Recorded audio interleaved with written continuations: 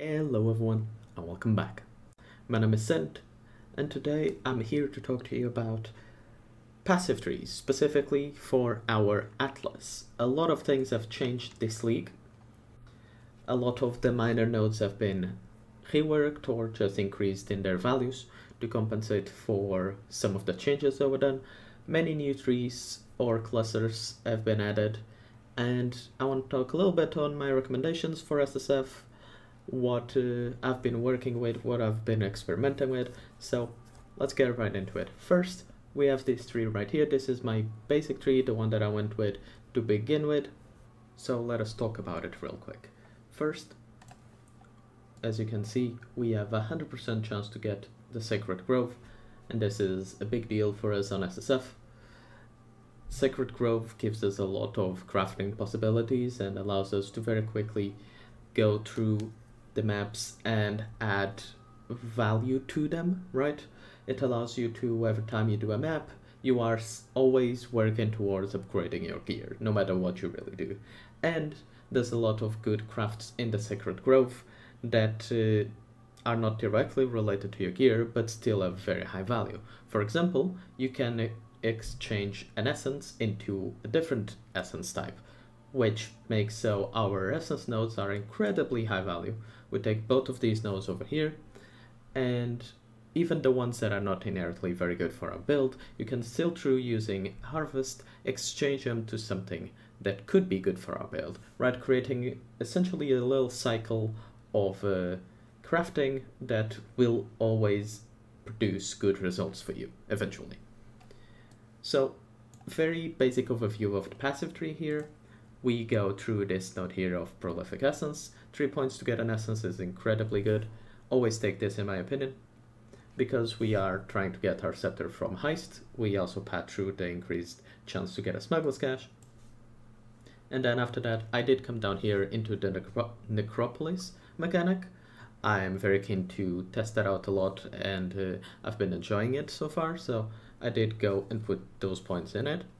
This increases how many or the level of tiers in the lantern, both positive and negative, and this here gives us increased chance to have more positive nodes. So the ones that give you scarabs or give you scours or something of the sort. After that, we do path through Shaping the Skies. This increases the speed at which we go through our maps. At this point, I am clearing tier 16s. I could potentially drop this, but I don't have a big enough map pool between 14s and 16s, in my opinion, that I feel comfortable dropping this. So eventually I probably will, and put these points into further specializing some mechanics or adding some extra scarabs or something of the sort, but for now I'll leave that at. After that, we take the Cryptic Gateway and we go to the other side of the tree, which has most of the things we actually really want. We take the wheel for Harvest. Like I said, Harvest is incredibly high value on SSF. I would almost always start by going into Harvest on a fresh league. And eventually, once I have decent enough gear, consider dropping this for something else. These days, we don't actually need to drop it. We can instead change this to a different tree, which is phenomenal. I love this change to the Atlas tree to be able to have different presets. Very, very nice. So we take both Bountiful Harvest and Bumper Crop, and after that we go down here and take Call of the Grove. Call of the Grove has been massively buffed. All the small nodes and the big node gives us a massive increased chance to get the Sacred Grove, to the point where we'll eventually be able to get to 100%. After that, I did come to Geminate Hunting, and eventually to Hunt for Answers. Just pat down here real quick. You can pat through Breach if you want. I just didn't want to invest into Breach at the moment. And take the increased chance of Expedition Encounters. Pat through Shaping of the Mountains, same reason for taking Shaping of the Skies. And eventually go to Ancient Writings and Distinguished Demolitionist. You could take Extreme Archaeology, there's nothing wrong with it. I'm using a split damage character, which means yes, I could technically deal with, say, Can Deal Fire or Can Deal Cold. However, there's a lot of mods that I would like to avoid, like both of those, or something like you can deal crit, or hits can't be evaded. right? All of those do a lot to counter my build, so I opted not to do this, but if your build is comfortable with running anything that Expedition can throw at you, then there's no reason not to take this. After that, go here to Doubling Season. We're already getting a ton of essence from our harvest monsters. 10% chance to doubling it is very nice. And keep in mind you need to pass through this bottom node, otherwise you only have 90% for harvest. From there, we path to the middle wheel. I go for Buried Knowledge for increased chance to get logbooks. And after that we take Amplified Energies. This makes so when in yellows or red maps, every essence has a guaranteed Shrieking Essence on it, and potentially more depending on how it rolls.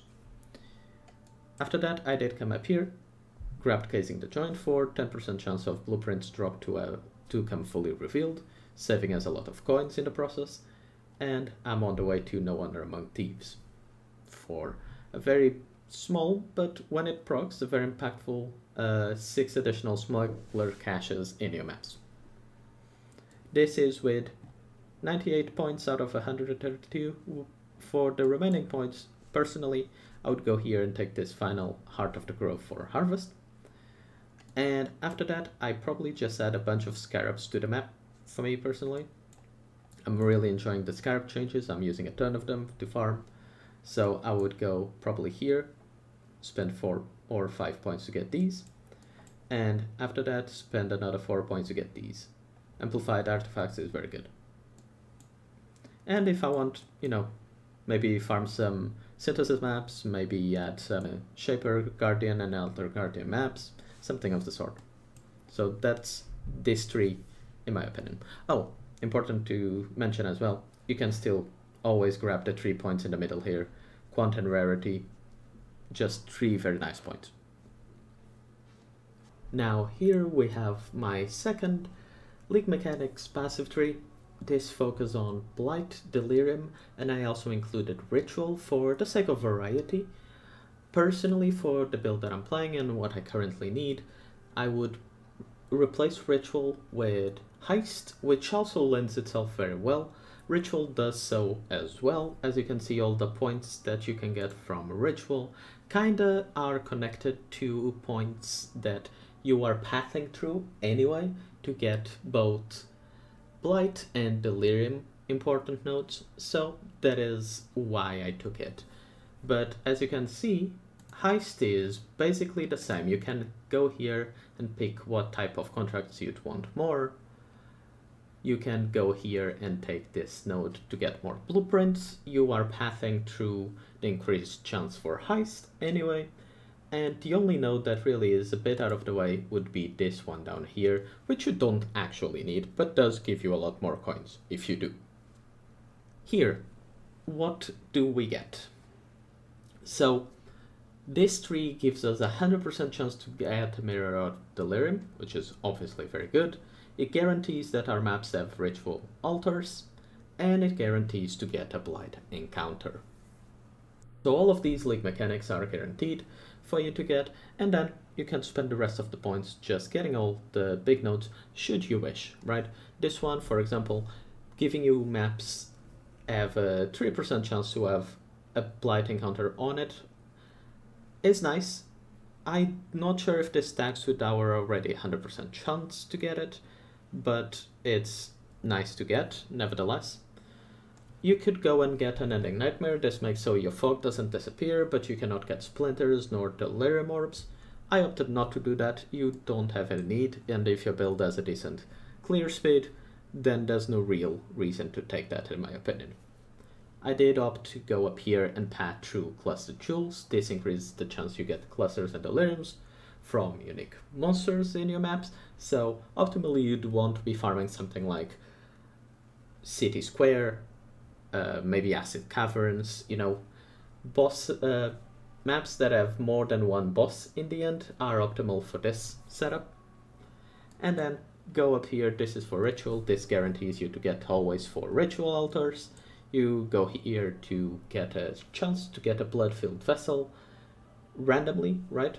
Don't have to spend your own splinters to do so. And Ritual does have a very nice rewards for some builds, right? You can get Blizzard Crowns, you can get Sinister Gauntlets for attack-based builds, and all of that stuff. So it's not a bad League mechanic. I just personally don't like it, because I feel like some of the mods on the monsters these days, like Voodoo Doll, like Ice Prison, just kind of don't work well with ritual mechanics. But that is my personal take. If you like ritual, then you can just run this as it is. And after this, like I said, I don't have all my points. There's a lot of points that I could still get. So where would I go? Well, it's a very easy sell to just grab a bunch of scarab stuff here to add to the mechanic, right? You could get more delirium, more blight, more ritual scarabs, and add those to your farming. One final very good tree that you could consider as well is something that I call Delirium Beyond Scarabs, and this tree uses a very similar setup to the one I've showed with Ritual, but we scrap all the Ritual nodes really, and instead of that we go into Beyond. You can even potentially go into Endless Tide eventually, and after that take up here this wheel, which we haven't taken. This point is just here to eventually go further into this tree, and you can specialize in what type of legion you want to face from Beyond. So Gore, Baidat, and Katash, and each one of them will give you more uniques, more currency, or more divine cards respectively. And we also make use of all the scarab nodes that really matter, so we get all of the increase here for unique mobs. This tree here is incredibly powerful. It gives us about 50% per modifier that a rare mob has, so very nice as well. And this one down here just gives us a lot of flat increase to scarabs found in our maps. So very, very nice. Beyond also adds a lot of rares, so the points here are very valuable. And we still have the nodes for Blight that we mentioned in the previous tree. Blight hasn't been touched since then, nor has been Delirium, outside of just adding this side here, which increases potentially how many rewards we have, and you can go into this side as well if you'd like to face more of the uniques from there. And yeah, very, very good tree, and you're already up here, so this is a very good tree to add on top, because we are talking 98 points out of 132, right? So you're gonna get more points. This is a very good tree to just say you want to farm Steering Exarch. That's perfectly fine. You add the points here, you add the points here, perfectly fine. If you want to do if you want to do Eater of Worlds instead, you can take the gate to this side and take the points up here, take the points down here. Same thing for Conquerors. You're kind of really well placed to just add whatever boss you want on top of this tree, and this looks incredibly powerful to me just for a raw currency setup. You can eventually even drop the Blights if you don't want to do that. I don't find Blight to be particularly very good currency-wise, but it does give you the oils, and on SSF is very valuable. If you are on trade and you can just buy the oils, I personally would drop the Blight nodes and potentially go into Essences, or potentially go into Strong Boxes with it. Strong Boxes will take a bit of a detour, right? You want to go here, and you want to go there. So it's going to require a lot of points, but you're going to be saving quite a few by not taking on any of the Blight things, right? You have 5 here, you have another 4, 5 potentially, and down here as well. So potentially it might be a case that you maybe might want to use this. Oh, actually not, this denies the scarabs. I did not see that line, so can't really use this. But still, you can make a use of at least the basics of Twice Tempted, right? And potentially just go into some bossing, try to amass, you know, those Phoenixes, the Shaper Guardians, and the Elder Guardians, all of those. And yeah, it's a very, very nice tree, very good to just add a lot of rares to your map. So really enjoy this one. And yeah guys, that's pretty much the trees I've got for you today. Thank you so much for watching.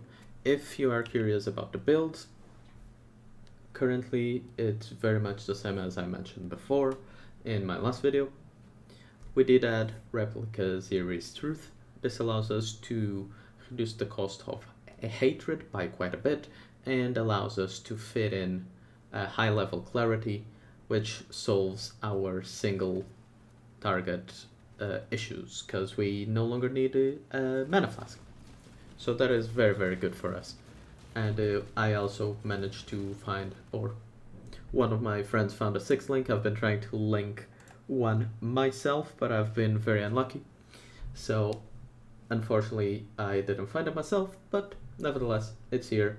Inspiration also helps us a lot to be able to fit, to be able to deal with the mana cost. I did put 2 crafts of a reduced cost on my rings as well, and all of these things together allow us to have a very easy time managing our mana. And yeah, that's very much the character as is right now. Thank you so much for watching. I'll catch you guys later. Bye bye.